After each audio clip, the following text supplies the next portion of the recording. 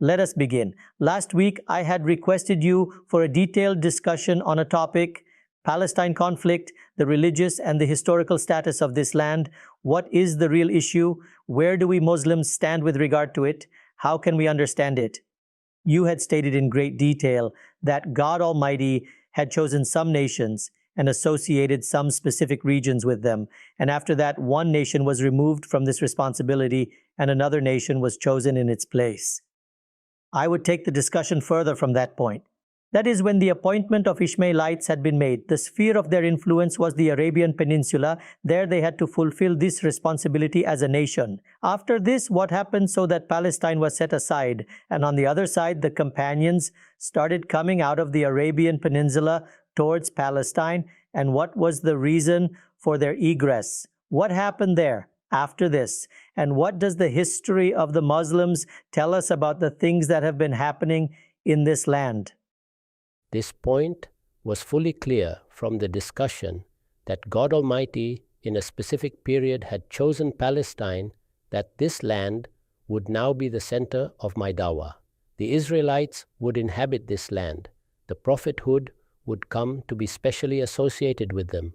From this land, they would convey the message and the dawah of God to the people. I had said to you that the Quran has described its whole history. Previously, its details have been elaborated upon. Let us recapitulate once again some of the major points. When Prophet Abraham was sent towards his nation, he completed the proof of God to his nation. There, according to the laws pertaining to the charge of a messenger, the judgment of God was delivered unto them. When he did hijrah and came out from that land, he was handed over yet another mission. And it was also said at that moment that now, till Judgment Day, the religious leadership has been awarded to you. On that occasion, when this leadership was given, he asked, "Wa min zuriyati," that is, whether this affair would remain confined to my personality or my offspring are also a part of it. It was said, if they are oppressors, then they too would be suspended from this honor, otherwise they would be a part of it. La yanalu ahdi zalimin. All these points have been stated by the Quran itself, and along with it, it has clarified that the Israelites have been given this preference. It was the same position of being the witnesses, and they were designated for this position, and for a long time remained in this position. Approximately, it can be estimated that this was for a period of 1500 years. That is when the period of Prophet Jesus came. So if we take the period starting from the time of Moses, more or less the period of 1500 years had passed. When his last prophet completed the arguments of God on them, so I had said that on one end, the torment of God came upon their nation, and in the 70 CE, they were simply defeated and expelled from there. And both the forms of torment which God Almighty has stated, that is, a nation be eradicated or placed under the torment of slavery and subordination. For them, this second form of torment had been chosen, since they weren't just the nation of a single prophet like the Ad and the Samud. Their own status was that they were the chosen nation of God. They had been appointed. God Almighty had chosen them for serving His religion. In this respect, Fazzaltukum alal alimin, that is, giving preference among all the nations of the world, they had been chosen. So for that too, there is a law governing it. And that law has been stated in great detail in the Torah. Even now, if you read the book of Deuteronomy, there are a lot of details about it. It has been explained there that now your affairs would be similar to what God Almighty does with prophets on an individual basis. That is, if you remain steadfast on truth, then God's help and guidance would be there. His patronage will manifest itself upon you, and worldly exaltations will be there. And if you will deviate, then you will be punished in the world itself. This was not the case for other nations. Therefore, the worldly punishments that were decreed for them has been stated in the Quran in this way, and I had mentioned it that now, till Judgment Day, the exact words are there. Jailulazi natabuka fawqa lazina kafaru ila yawmil qiyamah. Since the final argument had been completed through Prophet Jesus, so it was stated that those people who would claim to be the followers of Prophet Jesus would have domination on them till the day of Judgment Day. And further clarification was done in Surah Ar-Ra'af that it will not just be this domination, rather occasionally, that is, in a gap of a century or in another 50 years, there will be a regular whips of torment that will strike them. So these points were elucidated in principle by the Quran. With this, we learned that the erstwhile status of Palestine was over, and this too has been stated by the Quran. That is, it has said in Surah Baqarah, after narrating this complete tale of theirs. Now the manner in which they had been designated for this position, similarly, the words, O Ishmaelites, that is, the nation of the Prophet has been addressed, the companions have been addressed, that now it is you who have been designated for this position. كَذَلِكَ جَعَلْنَكُمْ أُمَّةً وَسَطًا لِتُكُونُوا شُهَدَاءَ عَلَى الرَّسُولِ لِتُكُونُوا شُهَدَاءَ عَلَى النَّاسِ وَيَكُونَ الرَّسُولُ عَلَيْكُمْ شَهِيدًا. This has been said. I had said that in Surah Hajj, it is made clear as to who has been bestowed with this responsibility. It is said, Milata abikum Ibrahim, and there too the same words have been used. It is your father, Abraham's religion. It is his dawah. This house was settled by him. This masjid-e-haram was made by him. You are the inheritor of that legacy. The last prophet has been appointed among you. The status of Palestine will now be yours till Judgment Day. So from the religious point of view, now this status belongs to the Arabian Peninsula. Hence, it was stated in the Quran that after the completion of proof of the Prophet, now this land will only allow God's religion. Yakuna din kuluhu lillah. And the Prophet elaborated this while stating, La yajtamehu fihi dinan. Now till the Judgment Day, in the Arabian Peninsula, this is the Haram, it is the center of Tawhid, it is the house of God, it is Baytullah. People will come here for Hajj and never will two religions gather here in this land. So with regard to religion, the matter is closed here. That is the special status of Palestine, that is the same quality or the same sanctification has now been bestowed upon the Arabian Peninsula, and the commands of God related to it are now connected with the Arabian Peninsula. And the results and consequences stated in the Quran will now be restricted to this peninsula only. If you look into the next aspect, then what is it? That aspect is that when through the Prophet the completion of proof took place in the Arabian Peninsula, then it did not remain confined to it only. That is the last prophet and the last messenger. In the capacity of the last messenger and the last prophet, now there isn't going to be any more prophet or messenger who will come from God, and the chain of propagating the religion which God Almighty started from the times of Adam, its termination has been declared. So the completion of proof of the Prophet was not kept limited to one region or one nation. Rather, initially it was said, this race in which you have been appointed, that is the word Qura, was used implying this city of Makkah. Appointment of the Prophet took place there only, li tunzira Qura waman hawlaha. That is this Qura, the mother city or the central settlement. This area and its vicinity should be the region for you to carry out inzar. When this stage was completed, then it was said that now the rest of the people should be conveyed the same message. Hence, you see the first section of the Quran, the Surah Baqarah, Ale Imran, Nisa, Maida, their complete focus is towards Ale Kitab, the people of the book of the Arabian Peninsula.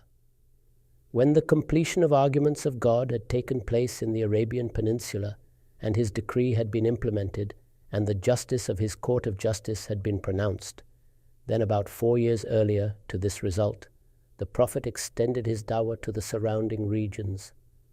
About that you are aware that on one side was the Byzantine Empire, and on the other side was the Sassanid Empire. Under them there were several rulers which you may call independent states. So the Prophet wrote letters to about 8 such rulers, and then they were given the opportunity that the Prophet of God is in the world, the last Prophet of God. If someone wishes to meet, he is welcome. If someone wishes to discuss, may as well. Hence, when a prophet gives dawah, a time interval is given. That too was given. And the help and patronage of God manifests necessarily with the prophet, and this becomes the means of completion of proof. That too happened. And then the prophet indicated to the companions that this stage is now beginning. I would be leaving the world. However, that stage is starting in which these areas will come under you, and those people who would deny God among them will be punished through you. The same punishment which was given to the people in the Arabian Peninsula. Those punishments have been stated by the Quran in Surah Tawbah. And it is said that those people who are mujahir bil shirk, that is, those people who declare shirk as their religion, those who say about shirk that it is the correct religion for them, capital punishment is decreed. And those people who are essentially followers of Tawheed, or those people who express their relationship with God and say that no, we believe in one God, Allah, accept Him as the one to be worshipped.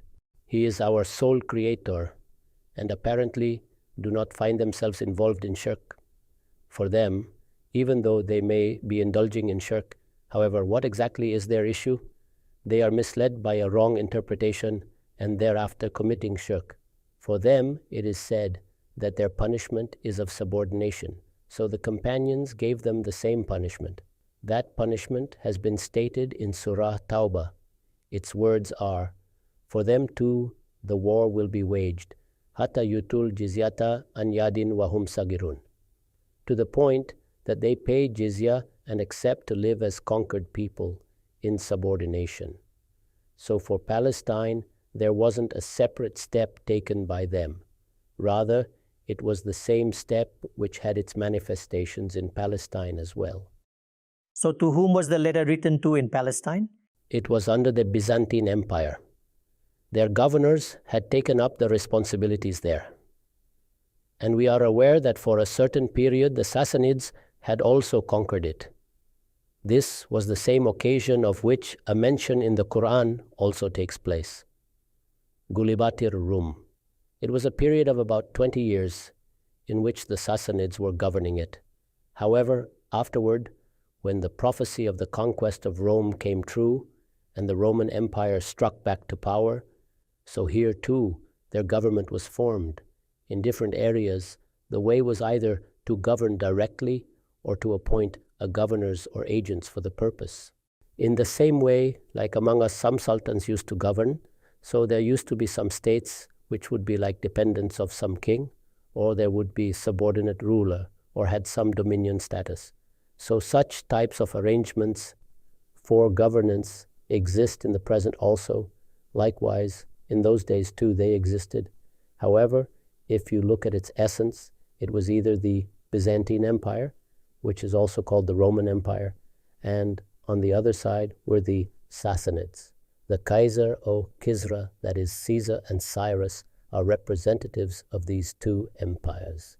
Kaiser for the Romans and Kisra for the Persians, the names of Heraclius, etc., which we know, and the dawah of the Prophet reached him, and you are aware of his conversation with Abu Sufyan, which has also been quoted in Bukhari.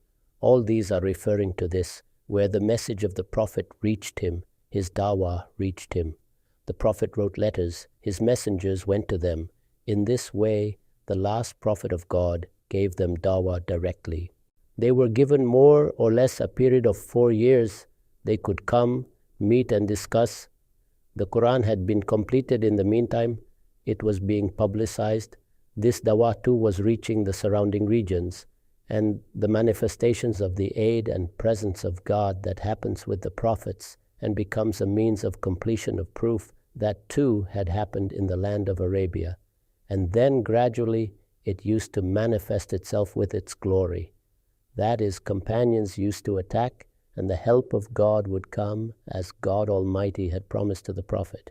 In the same scenario, the conquest of Palestine happened too. The Muslims had laid siege in Palestine. There hadn't been any war. As a result of the laying of the siege by Abu Ubaidah, the religious leaders or the clergy had demanded that if your caliph comes to us, we shall hand over the keys. That is, with peace, its governance will be transferred. Out of that demand by them, Umar went there to Palestine, there were several regions that conceded defeat and were ready for subordination. There were many regions that chose peace and were ready for being governed. You will find many such incidents in history. Here it so happened that their religious leadership demanded, obviously there were Christians, and Umar went there as a consequence of their demand, post which the keys of the city were handed over to him. In this way, Palestine was also included in the list of conquests by Muslims. That is, the Muslims out of their conquests had established a great sultanate, and in a period of few years. And they established it as per the prophecy of the Prophet. They demonstrated that law of Allah, which has been stated in the Quran, that Allah and His prophets achieve domination necessarily. So the huge empire was established as a consequence of those conquests. Palestine too was a part of it. This is the political status of Palestine. However, its religious status, that since there are several places with which the Christians have a special relationship. There the place, the compound of the Temple of Solomon exists, which extends over several acres and which the Quran calls Masjid-e-Aqsa too. I had said that the incident of Isra, which was experienced by the Prophet, where he was shown several signs too, and along with it that trust, that is that dawah, the tawheed, and that testimony, this designation was also transferred to him, though this designation was handed over to him. However, the history of its erstwhile religious status ended with this, and now this was a city similar to any other city. This too was a region like other regions in the world. The way other regions were conquered, similarly, this too was conquered. In other regions, sometimes the conquest came through war, and in some places followed out of an agreement. In some places, it resulted from laying down a siege. I had said to you that out of the result of the siege, ultimately, the people of the city chose to hand over the city with a demand that if the Caliph of the Muslims comes down to this place and he himself offers his assurances to us, then we shall hand over the keys of the city to him. So it was taken over. So from the political perspective, the history starts with it. That is, the religious backdrop was made clear, and then along with the Prophet, as a result of the campaigns of the companions, how it became a part of the Muslim empire, those details have been presented to you. At this instant, I would like to ask you a question. We shall proceed ahead with the discussion that you have done till now. When God Almighty selected the Arabian Peninsula and a nation was given the responsibility, the Ishmaelites, so now they are the chosen nation till the judgment day. However, when the Prophet is carrying out the process of completion of proof in the vicinity, and as a result of it or on the basis of it, the companions are engaging in military campaigns, so why do these regions in the vicinity not have that status as that of the Arabian Peninsula? As in both the lands, the same Prophet has carried out the work of completion of proof, and the actions are being done with the help and guidance of God. Previous to this as well, Allah's decision differed for both regions. Palestine was given this status. Regarding its vicinities, the same law was stated in the Torah that they should be brought into subordination. That is the status that this area is special for God. It is the center for Tawheed. There cannot be another religion coexisting with it. It is not up to me. It is the information given by God Almighty. In the Quran it is stated, Yakuna dinu kullahu lillah. In this land, only the religion of God will remain. His domination and His hegemony will be there. There is no scope for another religion. And the Prophet has explicitly stated, La yajtameu dinan fi jaziratil Arab. That is, in this Arabian Peninsula, there won't be two religions together. Hence, after this, what is to be done further with the newer regions that will be stated by God or the Prophet of God? So he hasn't said anything of this kind. If you wish to see from a historical perspective, then the law that has been previously stated for Palestine, more or less the same has repeated here. That is, there it was the command of God that the governments in the vicinities should be brought into subordination. They will be subjugated. Your domination would be established upon them. There hasn't been any manifestation of the law of completion of proof. And the reason given was that people through conquests would have domination today in one region and tomorrow in another region. So, a region which God has made special for himself, there if a rule is established and the governance of Israelites is established, will the governments in the vicinities leave it alone? So there it was made compulsory. Here, that way was not adopted. The Prophet wrote letters, established the completion of proof. After that, those people, after the process of Itmam-i Hujjah, were given punishments according to the same laws and were given a lease in time. And as we know about the companions, and it has been stated in the Quran, that you must accept Islam. God Almighty will give you peace, and if you do not accept it, then you must brace for battle.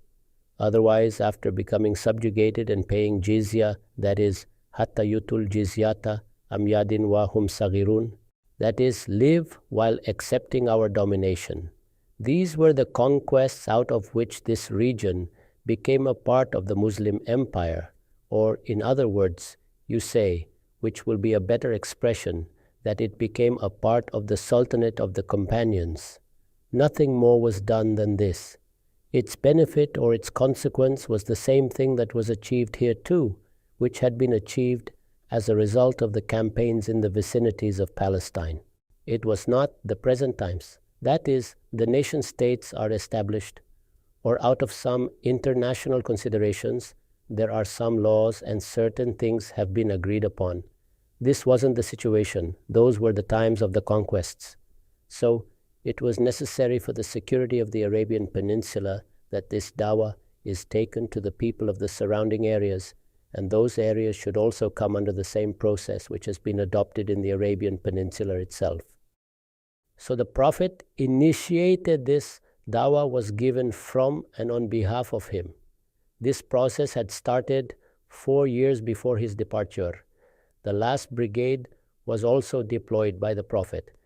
You are aware that Abu Bakr Siddiq was told to not continue with this campaign, so he said, "How can I do this? To stop the brigade which has been prepared by the Prophet." Therefore the Prophet initiated it, and the narrations of the companions, which have reached us there with much clarity, they state that they have been deputed for this responsibility and that they have to carry out the process of completion of proof in all those regions. So now Hazrat Umar made his conquest. After that, the Muslims have a rightful claim and title on this land. From this point, the political history of Muslims begin. What happened post this? That is as per the principle in which this happened. Then the empires used to be established based on conquests. Based on the conquest, these lands would become yours to claim. These states would become your dominions. You would even gain control over the populace. And the provinces that were formed with respect the relation to rulers and the ruled, as was the tradition of those times. Similarly, this huge empire was established, and all this happened only in a few years. That is, if you ever pick up a map and see, you will note the length and width of its expanse. It went on to the continents of Africa and Asia. The companions established it, and they acted upon the guidance of God. The principle on which they established it, that I have elaborated upon. Now, obviously, it had to be well secured and maintained. All these affairs were to take place similarly. So this was the empire which the companions handed over to the Muslims. The point started from this. Now, what remains? The political history remains. The dominance of the Muslims had been there in this region. You are aware that till the period of Umayyads, except for that small period when Abdullah bin Zubair had established his own empire in Hejaz, or set aside that period too when there had been a civil war and there were battles taking place between Hazrat Ali and Amir Muawiyah. That was definitely a period of chaos and confusion, and which is referred to as Al-Fitnatul Kubra. In the same way, during the period of Abdullah bin Zubair, you cannot claim that there was one single Muslim empire. It wasn't long before when the Muslims were successfully able to restore their empire as a consolidated and united empire, and as glorious as it had been earlier. Its first manifestation was when there was a peace agreement with Ahsan, and the caliphate of Muawiyah remained in power for more or less 20 to 22 years, or even more than it. At that time, it was a united empire. Only one government was established over the whole land. Its executives were appointed in different territories. This situation prevailed. There were several revolts against the Umayyads. The revolt of the Abbasids was successful when the Abbasid Empire was established and they took over the power from the Umayyads.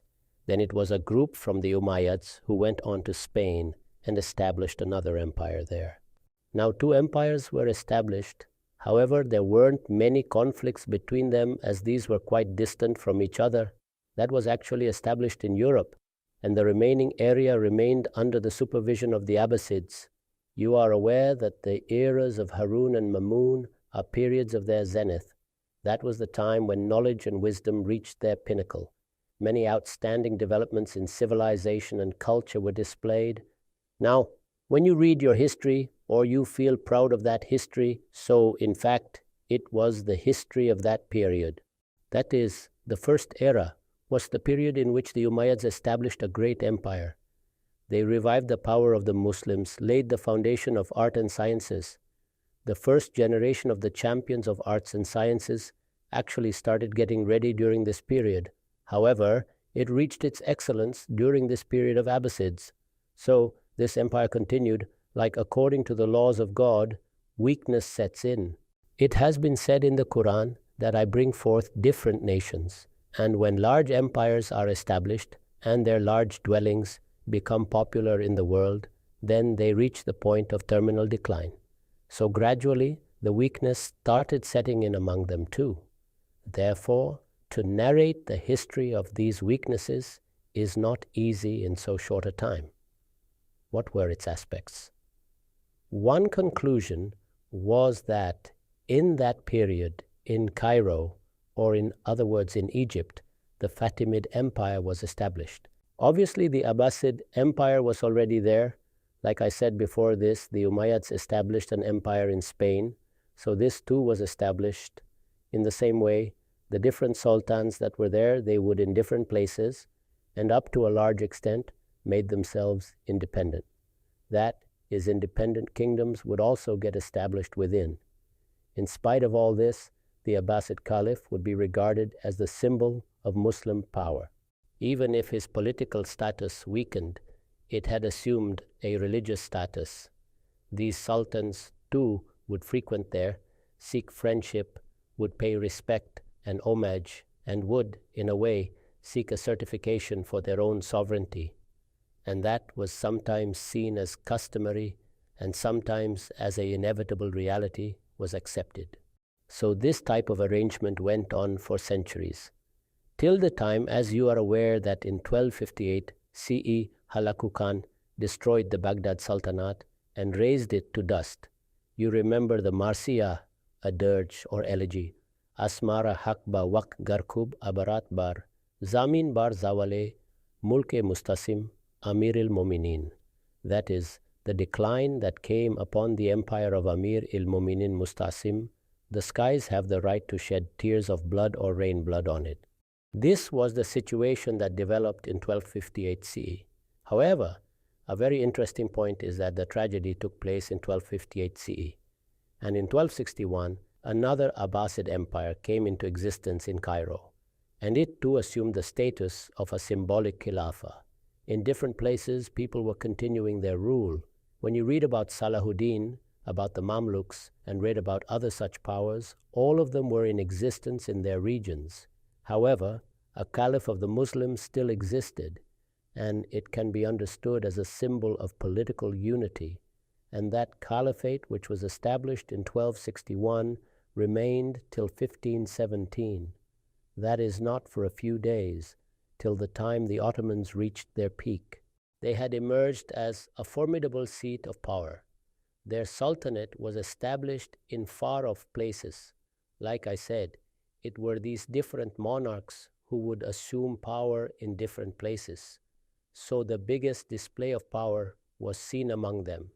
And then you are aware that Sultan Salim caught hold of the same caliph and donned on that mantle of khilafah which he used to wear. So this happened in 1517 CE, and since then the Ottoman Empire was established. During this whole period, it is 1099 CE in which the Crusaders' attack happened, and Palestine went on into the hands of Christians, and it remained with them till 1187 CE. There, a kind of Christian state was established in Jerusalem. It persisted for long. It remained even after 1187 CE. In 1187 CE, Salahuddin regained it. So do understand that in this complete history, which more or less extended till the year 1924 CE, when the Ottoman Empire ended. Then during this whole period, for 100 years, that is if it was conquered in 1099 and taken back in 1187 CE, which makes it almost a century, Palestine remained with the Christians. So I have presented to you the historical background. Post this begins what you may call our era. That is what happened in this case. In this, what happens is that weakness slowly and gradually reaches its ultimate peak, till the time the First World War took place. And you are aware that at the beginning of the 19th century, a big change had taken place in the world. The Industrial Revolution had taken place. The scientific revolution was setting in. The Western nations, who till this time were confined to Europe, they were achieving excellence and making extraordinary progress. Contrary to them, the Muslim sultanates, be it the Safavid Empire of Iran, or the Mughal Empire in India, or the Ottoman Empire itself, all were losing their sheen. The knowledge, the sciences, the civilizational peak, the superiority in arms and ammunitions, excellence in academics which the European nations had achieved, even its shadow was also found here any longer. This was actually that occasion after which the era of colonization began. It was the beginning of the 19th century when this period began, until thereafter the First World War took place. The Ottoman Empire decided in the First World War that they will side with the Axis powers, which are against the Allied powers. Germany was on the other end, so they would side with them. They were defeated in that war. So what now? Now the fact is we were victors, and now we are vanquished. So the treatment meted out to conquered nations by victors, the same was done to us. All right, we exhaust our time here. We are learning in detail the issue of Palestine, the religious status of the land of Palestine. In today's discussion, we came to know about the time when the companions gained dominance of it. Post it, what has been the political history of the Muslims with regard to that land. We have reached the point when our era starts. Inshallah, we shall bring this under discussion.